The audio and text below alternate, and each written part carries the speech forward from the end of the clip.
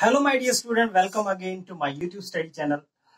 आज हम 9th class का जो चैप्टर स्टडी कर रहे थे, वर्क एंड एनर्जी, उसी का इंपॉर्टेंट टॉपिक लेके आए हैं।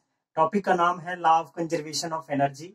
इसके साथ मैं आज लोगों को आज मैकेनिकल एनर्जी का कंसेप्ट भी टीच करूंगा और law of conservation of mechanical energy क्या है ये भी हम स्टडी करेंगे।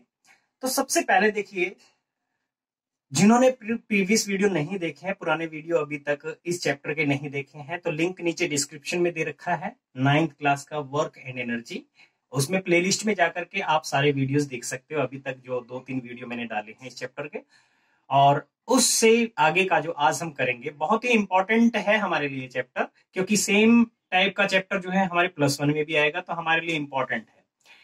तो इसमें आप लोगों से रिक्वेस्ट है कि एक तो कॉपी पेन लेके बैठा करो ताकि आप फटाफट नोट भी कर सको, और साथ ही साथ क्वेश्चन जरूर अराइज किया करो, कमेंट्स जरूर किया करो कि सर मुझे यहां से प्रॉब्लम है, या ये ऐसे भी हो सकता है, या कोई क्वेश्चन हो वो आप मुझे जरूर से जरूर कमेंट किया करो।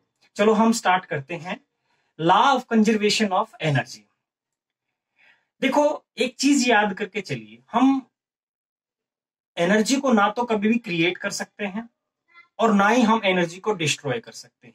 भाई से कहने का मतलब ये है कि यूनिवर्स की जो टोटल एनर्जी है वो हमेशा क्या रहती है, कंजर्व्ड रहती है, या कहें कि कांस्टेंट रहती है। यानी एनर्जी को ना तो बनाया जा सकता है, ना ही हम उसको कभी भी डिस्ट्रॉय कर सकते हैं। This is what the known as law of conservation of energy. अब इस एनर्जी को हम एक फॉर्म से दूसरी फॉर्म में ट्रांसफर कर सकते हैं। वो कैसे?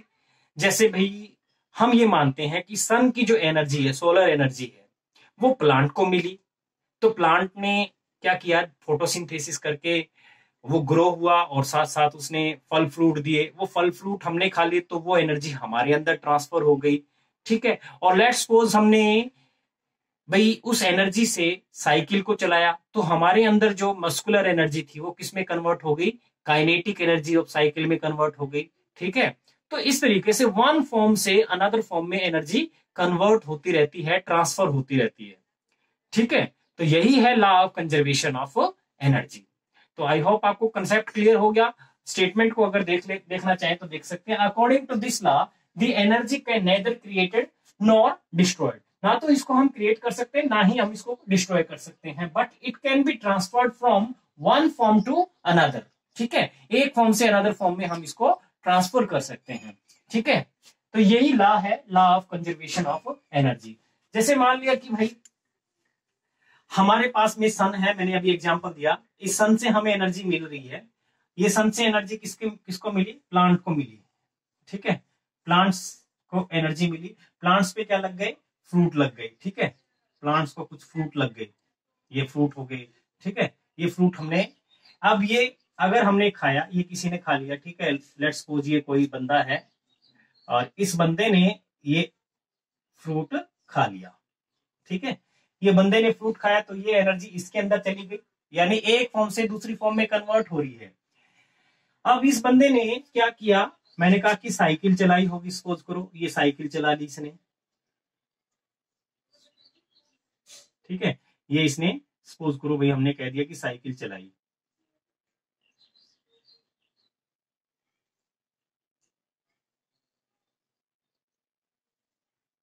इसने ये साइकिल चलाई। अब साइकिल चलाई तो इसमें क्या आ गया, ये काइनेटिक एनर्जी में कन्वर्ट हो गई, ठीक है। इसी तरीके से जब ये साइकिल चल रही है तो एयर के पार्टिकल होंगे जो इसके पास होंगे, वो एयर के पार्टिकल क्या करेंगे, उनको भी एनर्जी मिलेगी, ठीक है। वो भी वाइब्रेशन करेंगे, ऑसिलेशन करेंगे, तो उनके अंदर भी एनर्जी ट्रांसफर होती चली जाती है। वो फर्दर आगे कोलिजन करेंगे दूसरे पार्टिकल्स के साथ में, ठीक है। साउंड में कन्वर्ट हो रही होगी, साउंड भी प्रोड्यूस हो रही साइकिल चला। तो मतलब कहने का ये है कि एक फॉर्म से दूसरी फॉर्म में एनर्जी कन्वर्ट होती रहती है। I hope you got the point. तो नेक्स्ट कंसेप्ट हम स्टडी करते हैं about the mechanical energy. So mechanical energy क्या है? सबसे पहले तो मैकेनिकल एनर्जी को समझने के लिए हमें दो टाइप की एनर्जी बहुत अच्छे से आनी चाहिए, जो हम पढ़ भी चुके हैं। पहला है kinetic energy, second one potential energy. Kinetic energy हमने कहा था ऑब्जेक्ट के पास जो एनर्जी है उसकी मोशन की वजह से, उस एनर्जी को हम बोलते हैं kinetic energy. That means the energy with respect to the motion of an object is known as kinetic energy, whereas the potential energy, that means the energy, gravitational potential energy की हम यहाँ पे बात कर रहे हैं बेसिकली एक बार तो, क्योंकि हायर क्लासेस में हम इलास्टिक एनर्जी और इलास्टिक पोटेंशियल एनर्जी ये सब बाद में पढ़ेंगे हम। तो अभी के लिए हम सिर्फ ग्रेविटेशनल पोटेंशियल एनर्जी की बात करेंगे। ग्रेविटेशनल पोटेंशियल एनर्जी से मतलब है energy of an object with respect to its height. तो ये दो एनर्जी का सम ही मैकेनिकल एनर्जी कहलाता है।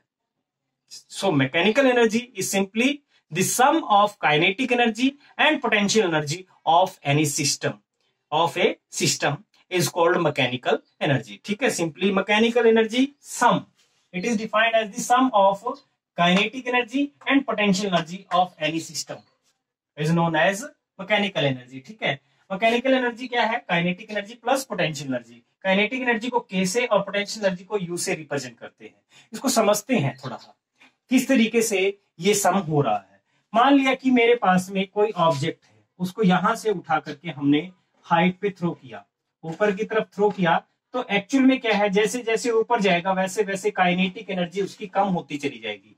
मतलब जब ऊपर जा रहा है तो काइनेटिक एनर्जी क्या हो रही है? डिक्रीज हो रही है। और पोटेंशियल एनर्जी यू क्या हो रहा है? Increase with respect to height. Height बढ़ेगी तो यू बढ़ता जाएगा और काइनेटिक एनर्जी कम होती चली जाएगी। लेकिन किसी भी जगह पे, किसी भी पॉइंट के ऊपर अगर हम देखेंगे मैकेनिकल एनर्जी, तो वो दोनों एनर्जी का सम होगा, दोनों एनर्जी का सम होगा। उस टाइम पे उसकी पोटेंशियल एनर्जी कितनी है, उस टाइम पे उसकी काइनेटिक एनर्जी क्या है, उसी का सम जो है वो क्या कहलाएगा? Mechanical energy. ठीक है, अगर ये समझ आ गया तो इसी के बेस पे law of conservation of mechanical energy है, law of conservation of mechanical energy. तो वो समझते हैं अभी हम। अभी हम बात करते हैं law of conservation of mechanical energy का। तो law of conservation of mechanical energy क्या है? मैकेनिकल एनर्जी हमने समझ लिया कि काइनेटिक एनर्जी और पोटेंशियल एनर्जी का सम है किसी भी सिस्टम के लिए। अब जो law of conservation of mechanical energy है वो क्या कहता है कि जो टोटल एनर्जी है that is the sum of kinetic energy and potential energy, इसका ये जो सम है किसी भी सिस्टम के लिए हमेशा ही कांस्टेंट रहेगा, हमेशा फिक्स रहेगा, हमेशा कंजर्व्ड रहेगा। ठीक है, और इस स्टेटमेंट को अगर हम समझें, according to this law total mechanical energy of any system is always conserved. Always conserved या कह सकते हो या ऑलवेज कांस्टेंट कहेंगे कि कोई भी सिस्टम है, जैसे मैंने कहा था कि एक ऑब्जेक्ट यहां से ऊपर की तरफ हमने थ्रो किया तो उसकी जो टोटल एनर्जी है यानी काइनेटिक एनर्जी और पोटेंशियल एनर्जी का जो सम है किसी भी पॉइंट के ऊपर आप देखोगे तो वो फिक्स वैल्यू आएगी। ठीक है, जो हम बाद में प्रूव भी करेंगे, वो फिक्स आएगा। टोटल सम जो है काइनेटिक एनर्जी और पोटेंशियल एनर्जी का किसी भी पॉइंट के ऊपर वो क्या आएगा? कांस्टेंट आएगा, कंजर्व्ड रहेगा कहने का मतलब। दूसरे वे में इस स्टेटमेंट को हम कुछ ऐसे भी लिख सकते हैं, the sum of change in kinetic energy and the change in potential energy of any system is always equals to zero. अब ये चेंज जो है, चेंज का मतलब भी काइनेटिक एनर्जी पहले कितनी थी अब कितनी हो गई, वो चेंज है। पोटेंशियल एनर्जी पहले कितनी थी और अब कितनी होगी, वो चेंज है। यानी उन दोनों के चेंज को अगर हम देखें तो वो कितना आएगा? जीरो। मतलब कहने का ये है कि किसी भी सिस्टम की काइनेटिक एनर्जी अगर इंक्रीज हो रही है तो उसकी पोटेंशियल एनर्जी डिक्रीज हो रही होगी, ये याद रखना। अगर पोटेंशियल एनर्जी इंक्रीज हो रही है तो काइनेटिक एनर्जी डिक्रीज हो रही होगी, क्योंकि उन दोनों का जो सम है वो हमेशा क्या रहना है? कांस्टेंट। तो एक चीज बढ़ेगी तो दूसरी चीज को घटना पड़ेगा। ठीक है, इसको समझेंगे कैसे? तो ये जो मैंने लिखा है डेल्टा के, यहाँ पे ट्रायंगल लिखा, ट्रायंगल का मतलब है चेंज। यहाँ पे लिखा ना चेंज इन पोटेंशियल एनर्जी या चेंज इन काइनेटिक एनर्जी, तो काइनेटिक एनर्जी को के से रिप्रेजेंट किया और डेल्टा का मतलब क्या है? Change, change in kinetic energy. Delta का मतलब चेंज बताया है और ये यू पोटेंशियल एनर्जी यानी चेंज इन पोटेंशियल एनर्जी। तो sum of change in kinetic energy and potential energy change is equals to zero. ठीक है, kinetic energy plus potential energy is equals to constant, हमने ये भी कहा। यही है law of conservation of mechanical energy. अब बेसिकली ये आप एक बार स्क्रीनशॉट ले लीजिए, हम इसको देखेंगे किस तरीके से, क्या ये सच में वैलिड है, तो ये चीज चेक करते हैं। देखिए, इसके लिए हम लेते हैं वही एग्जांपल, स्प्रिंग का एग्जांपल भी ले सकते हैं, या फिर कोई ऑब्जेक्ट आपने ऊपर की तरफ थ्रो किया। ठीक है, सरफेस से आपने किसी हाइट तक किसी ऑब्जेक्ट को थ्रो किया, सपोज करो एक ऑब्जेक्ट को उठा के यहां हमने इस हाइट तक इसको थ्रो कर दिया, जैसे जैसे ऊपर जाएगा यहां हाईएस्ट पॉइंट पे जाने के बाद उसकी वेलोसिटी हो जाती है 0, याद रखना। यहाँ पे ऊपर की तरफ थ्रो किया तो वेलोसिटी होती है मैक्सिमम, शुरू में वेलोसिटी कितनी होती है, मैक्सिमम होती है। जैसे जैसे ऊपर जाएगा वेलोसिटी कम होती चली जाएगी, तो यानी हाईएस्ट पॉइंट पे वेलोसिटी क्या हो जाएगी, 0। तो काइनेटिक एनर्जी कितनी हो जाएगी, काइनेटिक एनर्जी वेलोसिटी पे डिपेंड करता है, हाफ mv² पढ़ा था हमने, तो काइनेटिक एनर्जी यहाँ पे कितनी होगी, 0। लेकिन पोटेंशियल एनर्जी यहाँ पे क्या होगी, पोटेंशियल एनर्जी होगी मैक्सिमम, क्योंकि पोटेंशियल एनर्जी किस पे डिपेंड करती है, हाइट पे, और यहाँ पे हाइट क्या हो गई, मैक्सिमम हो गई, तो मैक्सिमम पोटेंशियल एनर्जी। लेकिन यहाँ हाइट 0 है, यहाँ काइनेटिक एनर्जी को देखेंगे तो ये मैक्सिमम मिलेगी, और पोटेंशियल एनर्जी को देखोगे तो ये मिलेगी 0, क्योंकि यहाँ पे हाइट 0 है सरफेस पे। ठीक है, ये क्या है, ग्राउंड सरफेस, ये सरफेस ऑफ अर्थ है, तो सरफेस पे हाइट नहीं है उसकी ऑब्जेक्ट की, तो हाइट नहीं है तो पोटेंशियल एनर्जी क्या हो जाएगी, 0। आपको याद होना चाहिए कि काइनेटिक एनर्जी जो था वो तो था हाफ mv², और पोटेंशियल एनर्जी को हमने स्टडी किया था mgh, यानी h पे डिपेंड कर रही है, h जितना ज्यादा होगा पोटेंशियल एनर्जी बढ़ती चली जाएगी।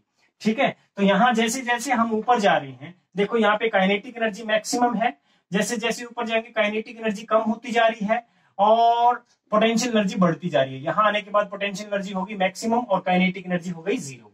ठीक है, ऐसे ऊपर से नीचे की तरफ आएंगे तो उल्टा है, फिर काइनेटिक एनर्जी बढ़ना स्टार्ट हो जाएगी, इंक्रीज होना स्टार्ट हो जाएगी, और पोटेंशियल एनर्जी डिक्रीज होना स्टार्ट हो जाएगी। ठीक है, ये चीज याद रखिए, इसको ग्राफ की हेल्प से भी देख सकते हैं, ग्राफ की हेल्प से देखते हैं। एक ग्राफ मैंने ऐसे बना दिया, ठीक है, इस ग्राफ में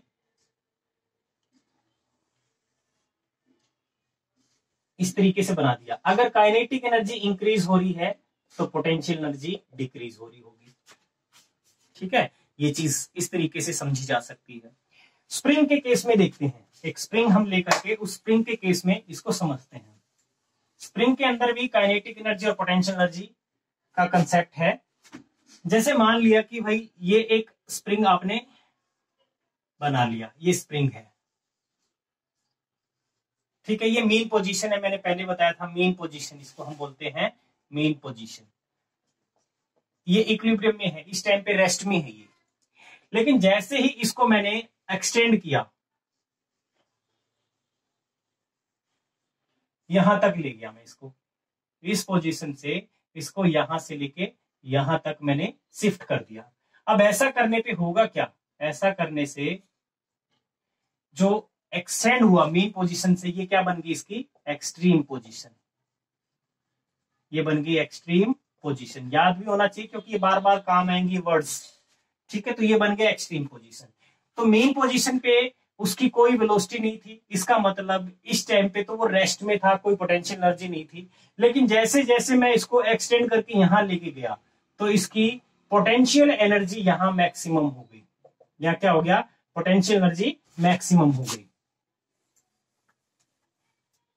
पोटेंशियल एनर्जी मैक्सिमम हो गई, और यहां जाके कुछ पल के लिए रुका है, इसलिए इसकी काइनेटिक एनर्जी क्या है, 0 है, काइनेटिक एनर्जी इसकी 0 है।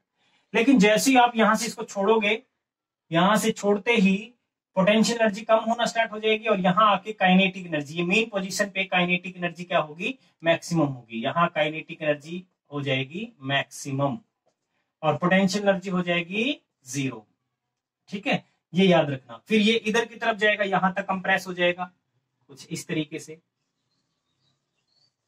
सपोज करो यहां तक आ गया।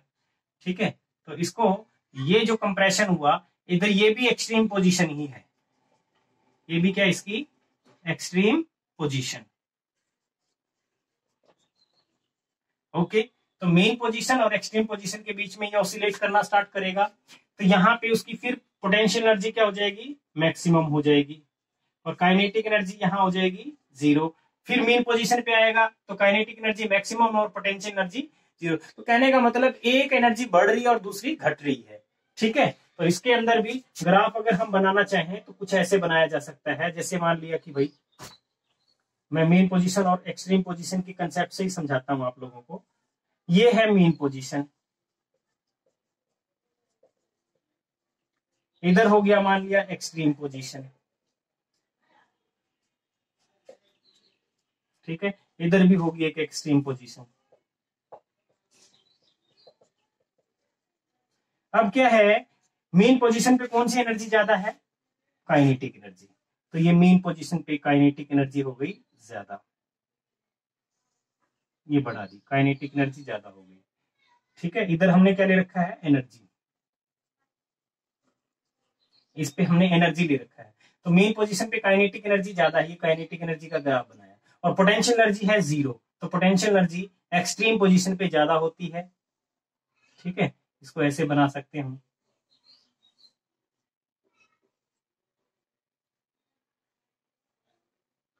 ठीक है, ये एक्सट्रीम पोजीशन है, एक्सट्रीम पोजीशन पे पोटेंशियल एनर्जी आपने कहा मैक्सिमम है, तो मैक्सिमम है, देखो बढ़ रही है। और ये काइनेटिक एनर्जी का ग्राफ था, ये किसका है, काइनेटिक एनर्जी का, और ये है पोटेंशियल एनर्जी का ग्राफ। दो ग्राफ बनाए मैंने। तो ये पोटेंशियल एनर्जी, तो देखो काइनेटिक एनर्जी तो मैक्सिमम है मेन पोजीशन पे, और जैसे जैसे एक्सट्रीम पोजीशन की तरफ जाएगी कम हो जाएगी, 0 हो जाएगी। और पोटेंशियल एनर्जी एक्सट्रीम पोजीशन पे मैक्सिमम है, मेन पोजीशन की तरफ आएगी तो 0 हो जाएगी। तो ये है फंडा, यानी एक एनर्जी बढ़ रही है, दूसरी घट रही है, लेकिन इन दोनों का सम हम अगर कहीं पे भी देखेंगे तो वो आएगा कांस्टेंट। इन दोनों का सम जो आएगा वो कांस्टेंट आएगा, कहीं पे भी देखोगे तो। ठीक है, तो ये था law of conservation of mechanical energy. ठीक है, अब इसके अलावा आपको प्रूव अगर करना है कि law of conservation of mechanical energy किस तरीके से कांस्टेंट है, तो वो हम इससे नेक्स्ट वीडियो में करेंगे। ठीक है, जो मैं प्लेलिस्ट के अंदर डाल दूंगा, वो ऑलरेडी मैंने करवा रखा है, तो वो जरूर आप देख लेना। उसका मैं अलग से लेक्चर नहीं बनाऊंगा, +1 के लिए बना रखा था, वही लेक्चर हम यूज करेंगे आपके प्ले लिस्ट में, 9th के इसी चैप्टर के प्ले लिस्ट के अंदर हम उसको डाल देंगे। ठीक है, तो आज के लिए इतना ही। डियर स्टूडेंट, अगर आपने मेरा चैनल सब्सक्राइब अभी तक नहीं किया है तो ट्रूथफुली इसको सब्सक्राइब जरूर कर लीजिए, और वीडियो को देखने के साथ साथ कमेंट जरूर किया करो। ठीक है, आपको कैसी लगी वीडियो, आपको क्या पोर्शन वीडियो का अच्छा लगा, जरूर से जरूर कमेंट किया करो। और एक चीज और दिमाग में रखिए, वो ये कि वीडियो को लाइक करने के साथ शेयर भी किया करो, दूसरे किसी भी ग्रुप में, किसी फ्रेंड को भेज दिया, ठीक है, आप किसी फेसबुक पे भेज दिया, जरूर से जरूर किया करो। और इसी के साथ अलविदा, thank you, good luck, have a nice day.